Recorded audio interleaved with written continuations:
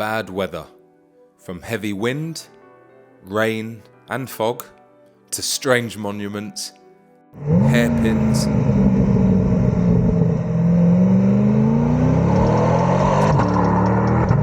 and stunning scenery. I even managed to get my barber out to join me. Big shout out to Rumi at Abstract. Welcome back to the channel after a bit of a wait. First part of my Corvette European adventure took me to Luxembourg. As I left the National Stadium, I took the 45-minute drive south to a small city in the northeast of France. FC Metz, the two-time Coupe de France winners, were founded in 1932 and play their home games here at Stade Saint-Symphorien. They were also very narrow runners-up in Liga in 1998, only missing out on goal difference. They managed this feat with a few household names: Cameroon's Rigobert Song and France's Louis Saha. Okay, it was probably my favourite player growing up who had the biggest contribution.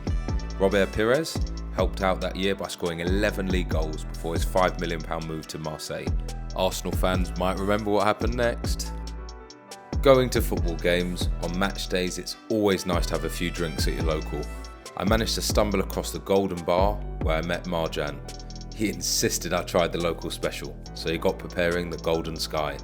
Could have got me a more manly glass though.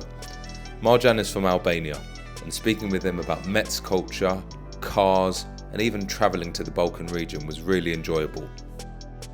Albanian road trips soon come. I'm not sure why it came as a surprise that this car drinks petrol. And still going. 270? Jesus Christ. Oh my goodness gracious. So weather has been shocking all day.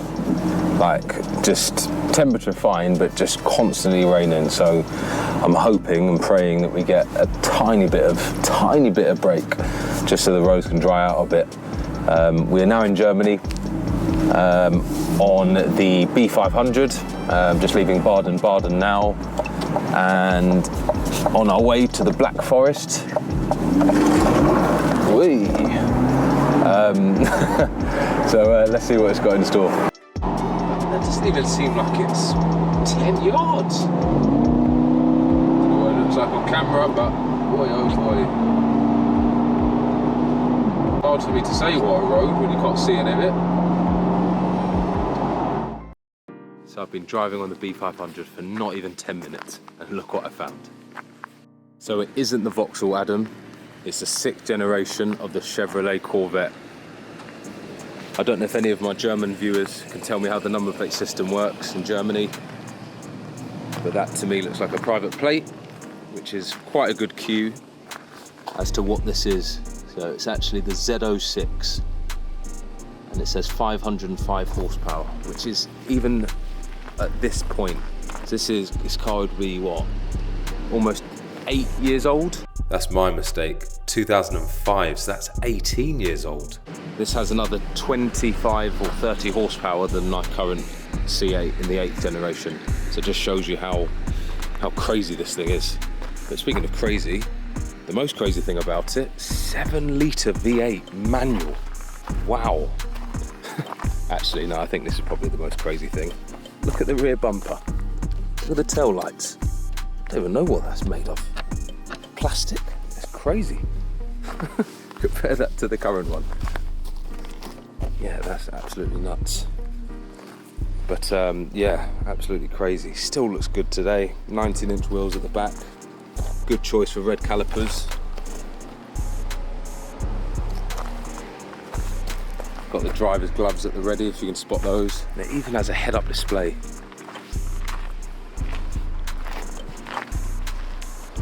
That's absolutely beautiful in its own right. What a great way to start our journey to the Black Forest. I'm definitely not known for my languages, but known in German as Schwarzwald. Along the way, I found strange sculptures, I had to get that on film, really scenic viewpoints, and it seems like I might have even brought the British weather with me too.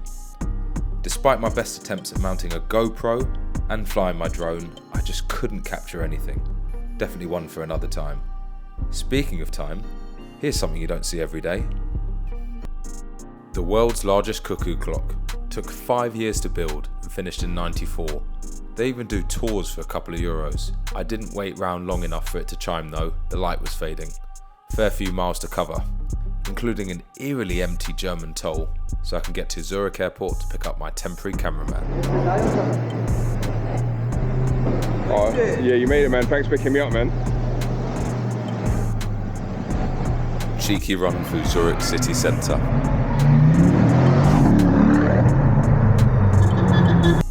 If you're a petrol head like me, that morning walk up to your car on any form of road trip, even if it's a motorway journey from London to Manchester, it's always exciting. This is the only car that I've ever owned that has a boot at the front and the rear, as there's no space behind the driver's seat like there was on the Emira. But it is really handy to be able to put a backpack and a soft bag in. Another thing that I'm always grateful for on modern cars is keyless entry, and I know it's pretty common nowadays, and some people worry about theft, especially in the luxury 4x4 segment. But when you've got so many electronics and belongings to bring to the hotel and then back to your car after a long day of driving, just leaving the key in your pocket makes life so much easier.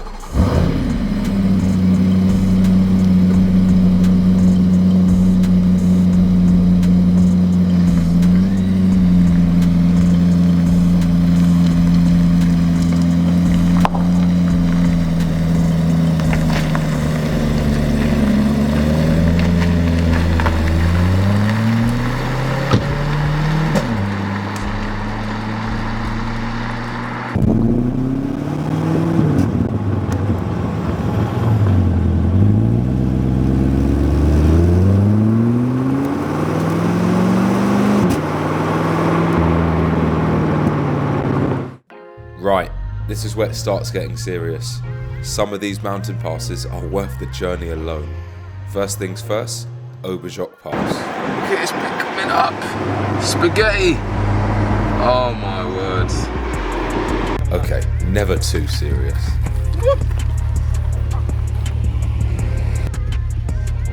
You just can't beat that V8 burble at low revs when you pull off.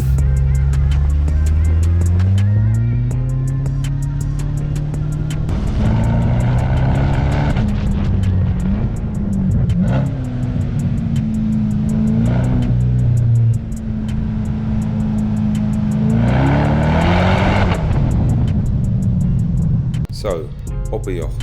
Not the highest mountain pass I've driven by any means, but definitely one of the more enjoyable and less crowded ones. I've had quite a few people in the comments of previous videos of mine asking for a map of my route or where some of these places are located. Oberjoch is right on the southern tip of Germany and only about 4 miles from the North Austrian border. As I drive to the next and probably one of the most enjoyable passes I'll drive, I'm greeted with even more amazing scenery. Put the exterior views of this corner in a couple of my previous videos. It was so enjoyable to drive. With this point of view on board, it gives a glimpse wide.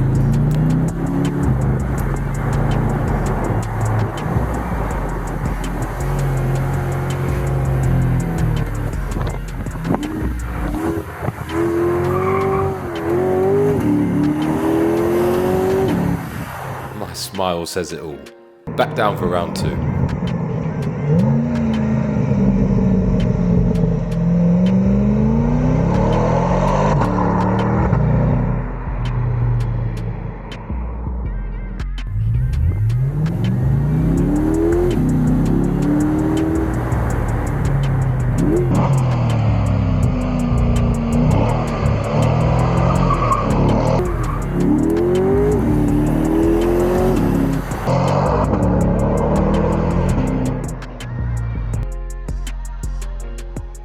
After that corner, the ascent continues, and you can just tell it's going to be special. I mean, the pass is almost 30 kilometers long and rises up to 1900 meters above sea level. Maybe the tire marks on the way up was a bit of a clue.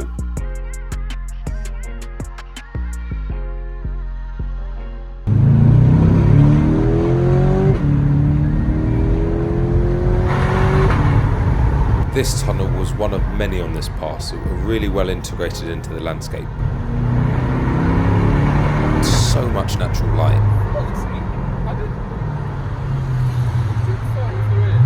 Just a shame about the silly low speed limit.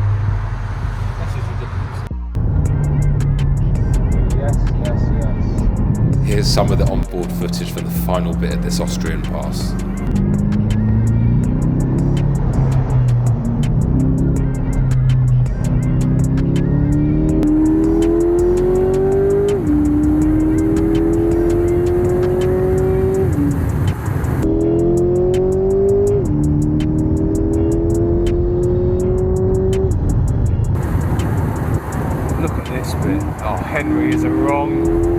That's Henry Catchpole I was referring to.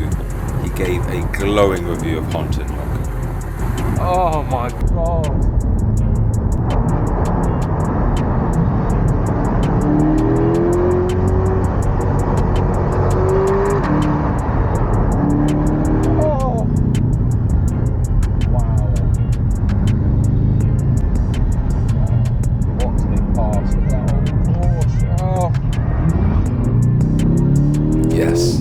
Got caught out by a speed camera.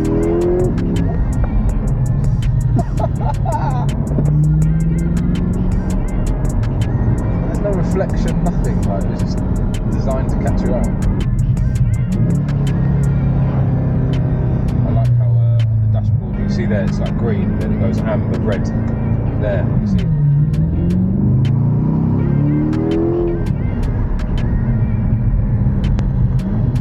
Driving to the final pass on the day leads us to a famous motorcycle museum right at the toll entrance. It closes at 5 PM, so I didn't manage to go inside, but it was opened in 2016 and houses loads of rare and unique motorcycles.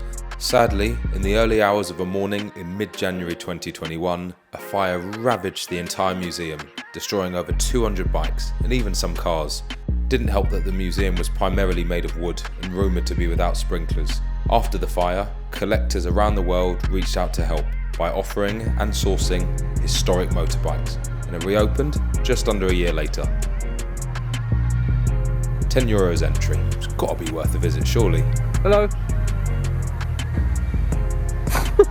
I could have literally just gone. Timmelsjoch, otherwise known as Passo del Rombo, brings me to Schmugler first off. This cube-like figure looks strange just driving up to it. I wasn't really sure why it's here, but you can go in. Turns out it's the start of an ancient trail that leads across the mountain. In here, it shows a map with the route and some of the dangers that smugglers face when embarking on their journey across the Utztal Alps. Can't get over the landscape when you come out of the cube. You're so well insulated from it, and then the light hits you. I'm halfway up one of the highest mountain passes in Europe. Back to the vet. As I start the ascent to the top, I'm greeted by cows. Lots of cows. Up until now, it's the only mountain pass I've ever driven on that I haven't wanted to drive quickly. Not that I could, but I mean, just look at the view.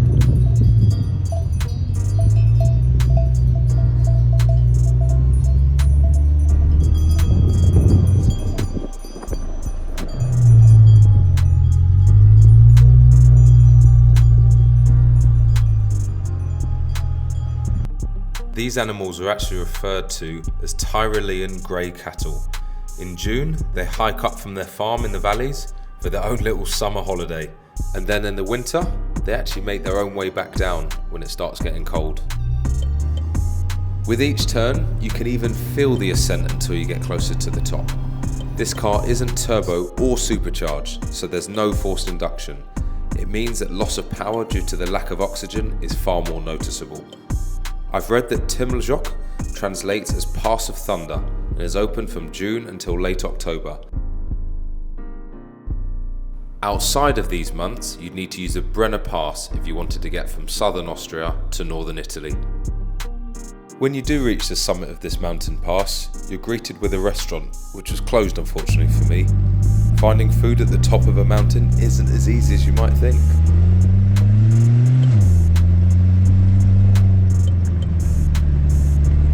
There's also a unique structure about 50 metres away just before you cross over the Italian border. That is some view that, if slightly spoiled by the cyclist trying to get signal on his phone. Nevertheless, welcome to Italy!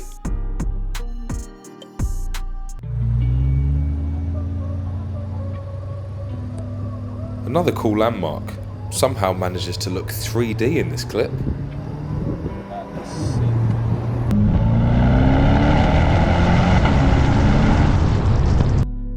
This road opened in 1968, and as I drive across the mountain, I can't help but think how much work it must have taken to build. For me, that's better value than any motorway toll you're ever going to go through.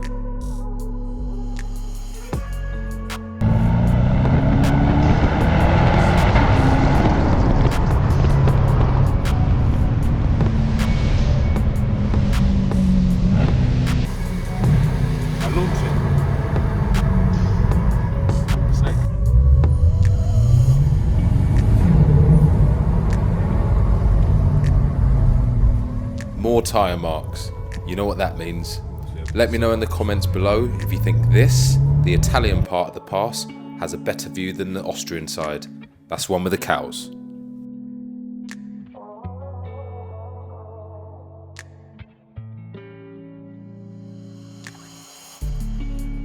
I tried to take a minute to take in my tranquil surroundings, but realise I've got to get a move on. Finding dinner late at night has been the theme of this trip. Andiamo.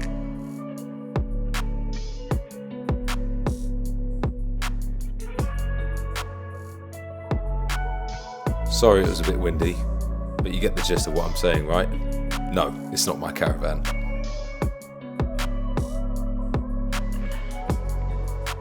Food, up to it. Over here. Looks like West Ham, but... yeah, belly's full. Let's get some rest. On to tomorrow. One last scenic road through the valleys before we reach the hotel, including another tunnel.